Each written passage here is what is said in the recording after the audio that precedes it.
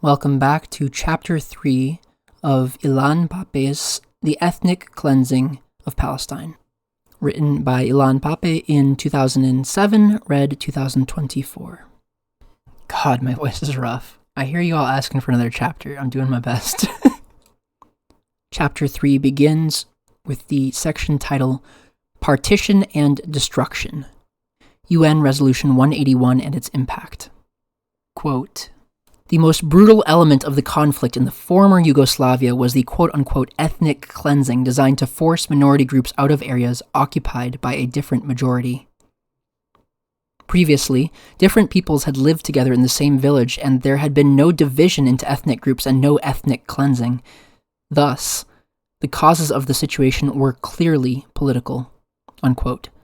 From the summary record of the UN Committee on the Elimination of Racial Discrimination on the 6th of March, 1995, with regard to the former Yugoslavia. Palestine's population. When the Zionist movement started its ethnic cleansing operations in Palestine in early December 1947, the country had a quote-unquote mixed population of Palestinians and Jews. The indigenous Palestinians made up the two-third majority, down from 90% at the start of the mandate. One-third were Jewish newcomers, i.e. Zionist settlers and refugees from war-torn Europe, most of whom had arrived in Palestine since the 1920s.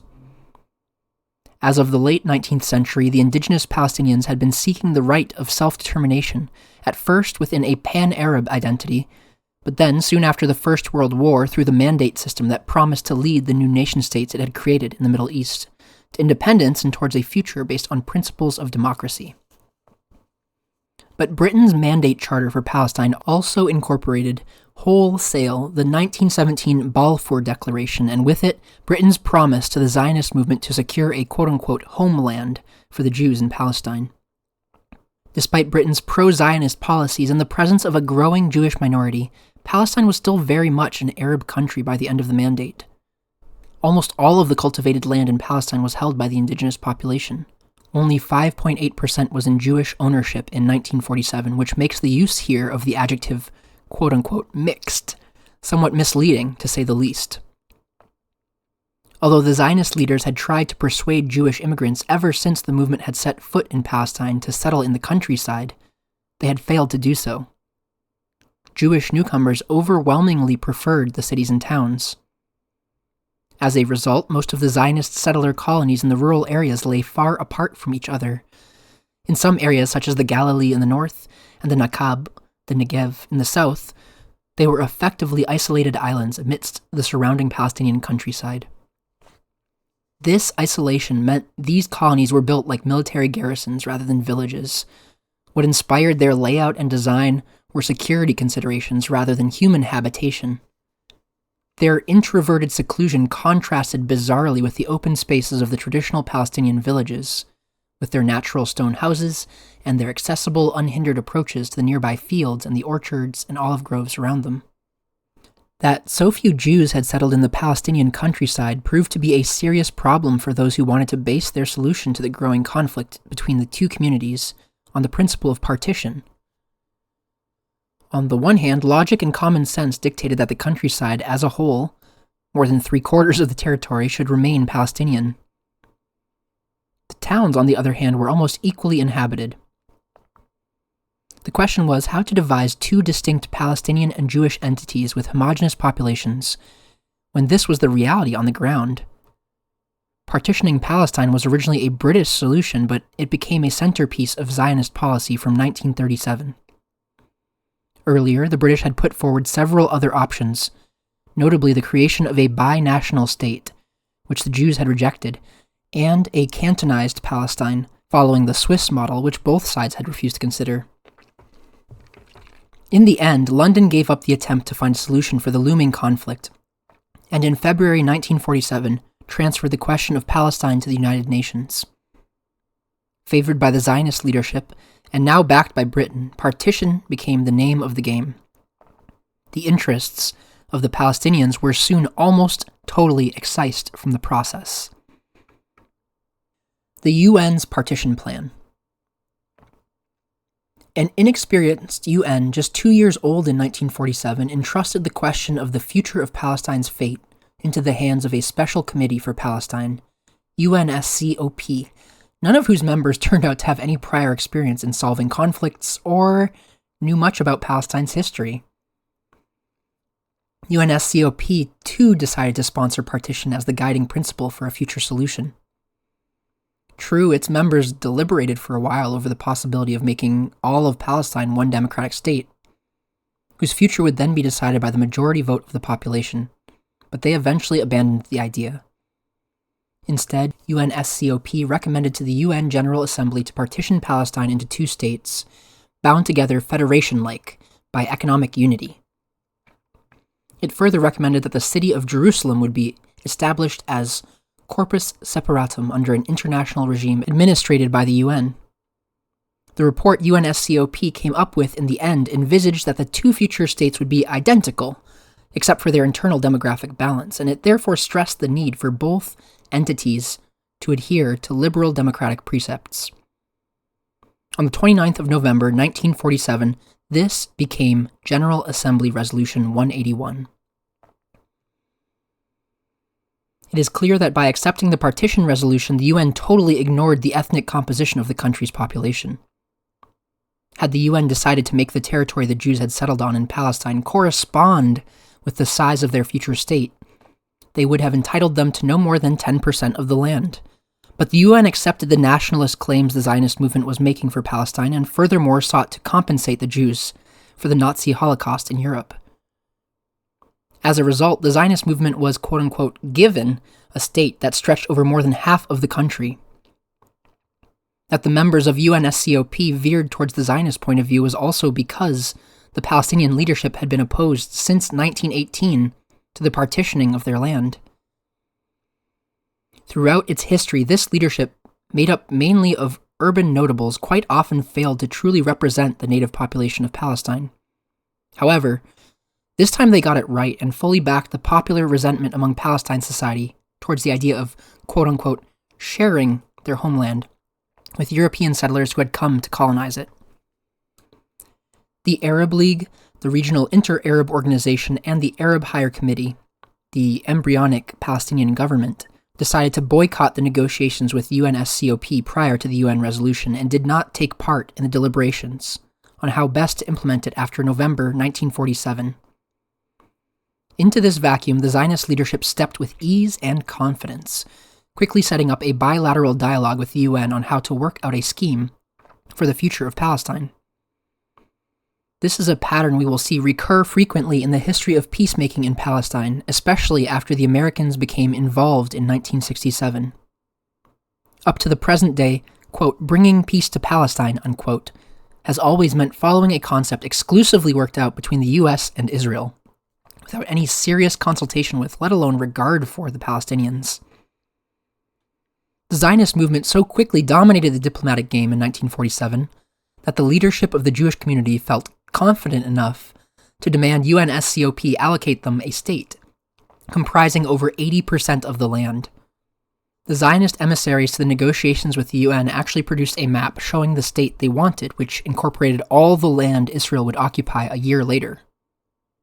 That is, mandatory Palestine without the West Bank. However, most of the UNSCOP members felt this was a bit too much, and convinced the Jews to be satisfied with 56% of the land. Moreover, Catholic countries persuaded the UN to make Jerusalem an international city, given its religious significance, and therefore, UNSCOP also rejected the Zionist claim for the Holy City to be part of the future Jewish state. Partitioning the country, overwhelmingly Palestinian, into 2 equal parts has proven so disastrous because it was carried out against the will of the indigenous majority population. By broadcasting its intent to create equal Jewish and Arab political entities in Palestine, the UN violated the basic rights of the Palestinians and totally ignored the concern for Palestine and the wider Arab world at the very height of the anti-colonialist struggle in the Middle East. Far worse was the impact the decision had on the country itself and its people. Instead of calming the atmosphere as it was meant to do, the resolution only heightened tensions and directly caused the country to deteriorate into one of the most violent phases in its history. Already in February 1947, when the British first announced their intention to leave Palestine, the two communities had seemed closer to a total clash than ever before. Although no significant outbursts of violence were reported before the UN adopted its partition resolution on the 29th of November 1947, anxiety was particularly high in the mixed towns. So long as it was unclear which way the UN would go, life continued more or less as normal, but the moment the die was cast and people learned that the UN had voted overwhelmingly in favor of partitioning Palestine, law and order collapsed, and a sense of foreboding descended on the final showdown that partition spelled. The chaos that followed produced the first Arab-Israeli war.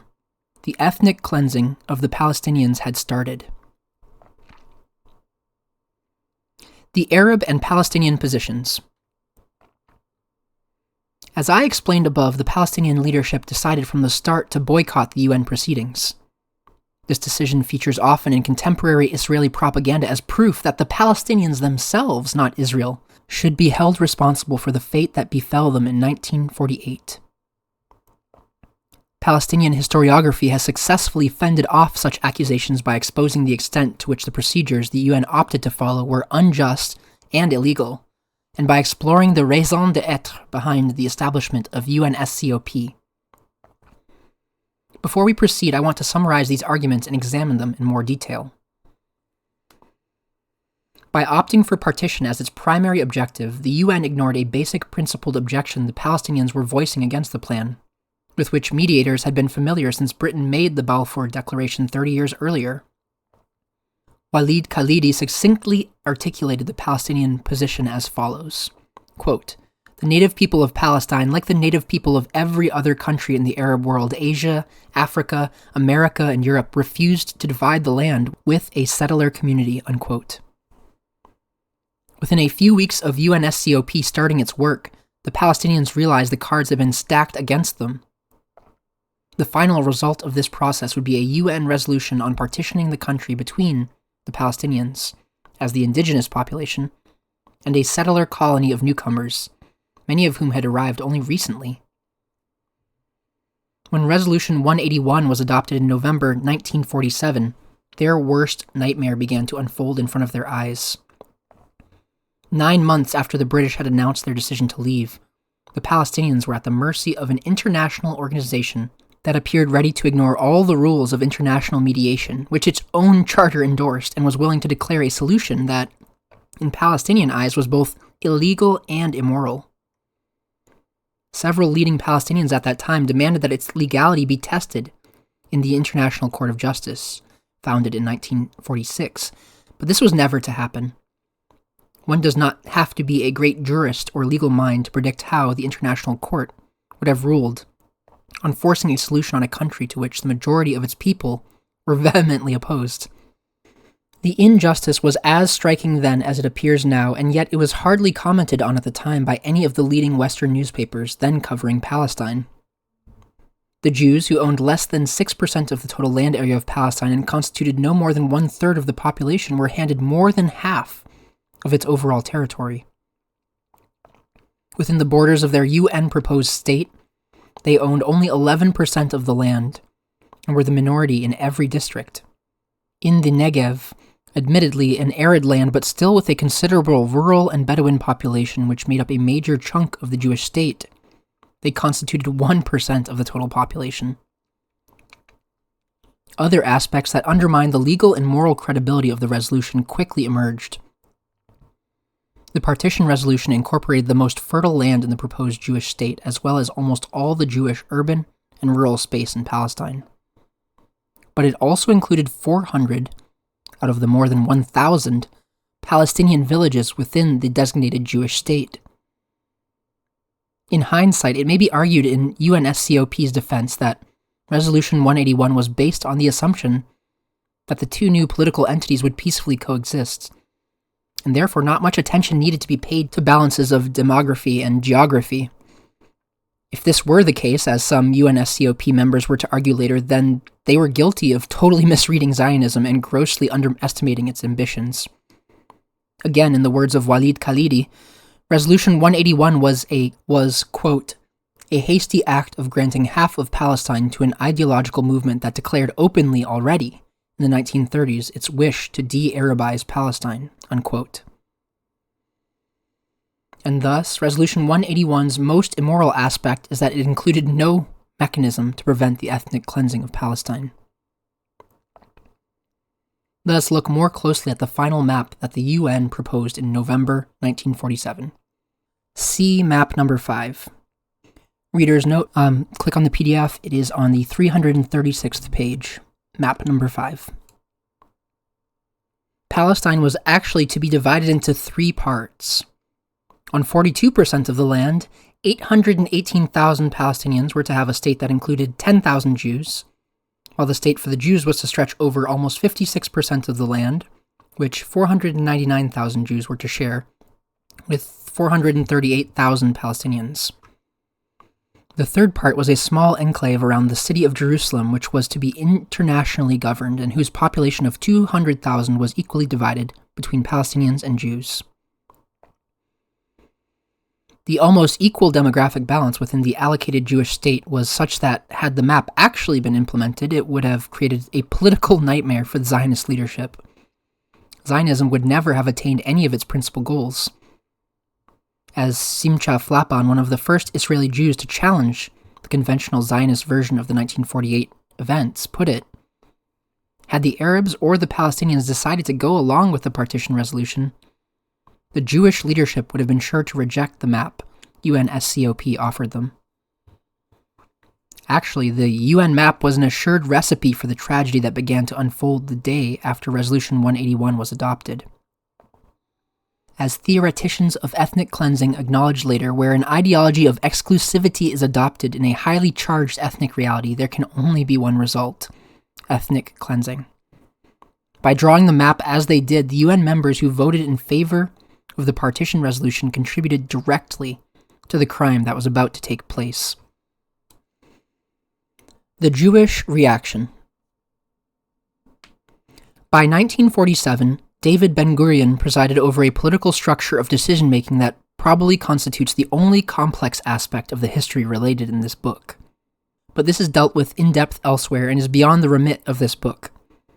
Briefly, it allowed him to determine almost single-handedly the main policies of the Jewish community, vis-a-vis the world, the Arab neighbors, and the Palestinians. It was Ben-Gurion who now led his associates simultaneously to accept and ignore the UN partition resolution on the 29th of November, 1947. The categorical rejection of the scheme by the Arab governments and the Palestinian leadership made it undoubtedly easier for Ben-Gurion to believe that he could both accept the plan and work against it. Already in October 1947, before the resolution was adopted, Ben-Gurion clarified to his friends in the leadership that if the map of the partition plan were not satisfactory, the Jewish state would not be obliged to accept it. It is clear, therefore, that the rejection or acceptance of the plan by the Palestinians would not have changed Ben-Gurion's assessment of the plan's deficiencies where he was concerned. For him and his friends at the top of the Zionist hierarchy, a valid Jewish state meant a state that stretched over most of Palestine and allowed for no more than a tiny number of Palestinians, if any at all, to be included. Similarly, Ben-Gurion was unfazed by the resolution's call that Jerusalem be turned into an international city. He was determined to make the entire city his Jewish capital. That in the end he failed to do so was only because of complications and disagreements arising in the Jordanian Jewish negotiations over the future of the country and the city, of which more is said later. As unhappy as he was with the UN map, Ben-Gurion realized that under the circumstances, the total rejection of the map by the Arab world and the Palestinians, the delineation of final borders would remain an open question. What mattered was international recognition of the right of the Jews to have a state of their own in Palestine. An observant British official in Jerusalem wrote to his government that the Zionist acceptance of the partition resolution was selective, The Zionists rejoiced in the international recognition of the Jewish state, but then claimed that the UN had offered, quote, non-Zionist conditions for maintaining it, unquote. The expected Arab and Palestinian rejection of that plan allowed Ben-Gurion and the Zionist leadership to claim that the UN plan was a dead letter the day it was accepted, apart, of course, from the clauses that recognized the legality of the Jewish state in Palestine. Its borders given by the Palestinian and Arab rejection, said Ben-Gurion, quote, will be determined by force and not by the partition resolution, unquote, as would be the fate of the Arabs living in it. The consultancy begins its work. A formula now emerges. The less important the body Ben-Gurion appeared in front of, the more supportive the leader was of the partition resolution. The more significant the form, the more adamant he proved in his scornful rejection of it. In the special body that advised him on security issues, the Defense Committee, he dismissed the partition resolution out of hand. And already on the 7th of October 1947, before UN Resolution 181 was even adopted, we find him telling the inner circle of his colleagues in the consultancy that in the light of the Arab refusal to cooperate with the UN, there, quote, are no territorial boundaries for the future Jewish state, unquote. In October and November 1947, the consultancy became Ben-Gurion's most important reference group. It was only among them that he discussed openly what the implications would be of his decision to disregard the partition map, and to use force in order to ensure Jewish majority and exclusivity in the country. In such quote-unquote sensitive matters, he could confide only in this highly select coterie of politicians and military men. It was precisely because he understood that these questions could not be aired in public that Ben-Gurion had created the consultancy in the first place. As explained above, this was not an official outfit, and we have no proper minutes from most of their meetings. It is doubtful whether notes were taken at all, apart from at one or two very crucial meetings that did get transcribed, and to which I will come back later. However, Ben-Gurion recorded summaries of many of the meetings in his diary, an important historical source for those years. Moreover, some of the consultancy's members would be interviewed in later years, and others wrote autobiographies and memoirs. In the following pages, I take my cues from Ben-Gurion's diary, archival correspondence, and the private archive of Israel Galili, who was present in all the meetings. All sources included in the Ben-Gurion archives in Sde Boker. In addition, an intensive correspondence surrounded these meetings, which can be found in various Israeli archives. The meetings took place partly in Ben-Gurion's house in Tel Aviv, and partly in the Red House. As on the 10th of March 1948, some meetings were convened on Wednesdays in the Red House within the official weekly meeting of the High Command, the Matkal. The formal parts of these meetings were recorded in the IDF archives. Other, more private consultations took place in Ben-Gurion's house a day after the more formal Wednesday meeting. The latter meetings were referred to very cautiously in Ben-Gurion's diary, but can be reconstructed with the help of sources such as Yosef Feitz's diary, Israel Galili's archives, and the letters of Ben-Gurion to various colleagues, most notable of whom was his second-in-command, Moshe Sharet, who was abroad for most of this period. On the 15th of May 1948, the meetings moved to a new place east of Tel Aviv, which became the headquarters of the Israeli army. The consultancy, as we saw, was a combination of security figures and specialists on quote-unquote Arab affairs, a formula that was to serve as the core for most of the bodies entrusted with advising future governments of Israel throughout the years on issues of state security, strategies and policy planning towards the Arab world in general, and the Palestinians in particular. This entourage around Ben-Gurion began to hold regular meetings in February 1947, from the moment the British decided to leave Palestine, and more frequently in October 1947 when it transpired that the Palestinians would reject the UN partition plan. Once the Palestinian and general Arab positions were clear, the members of the consultancy knew not only that they were to decide the fate of the Palestinians in the UN-designated Jewish state, but that their policies were also about to affect the Palestinians living in areas the UN had accorded to the Arab state in Palestine. In the next chapter, we shall see how the thinking of the consultancy evolved until it devised a final plan for the dispossession of 1 million Palestinians, no matter where they happen to be in the country.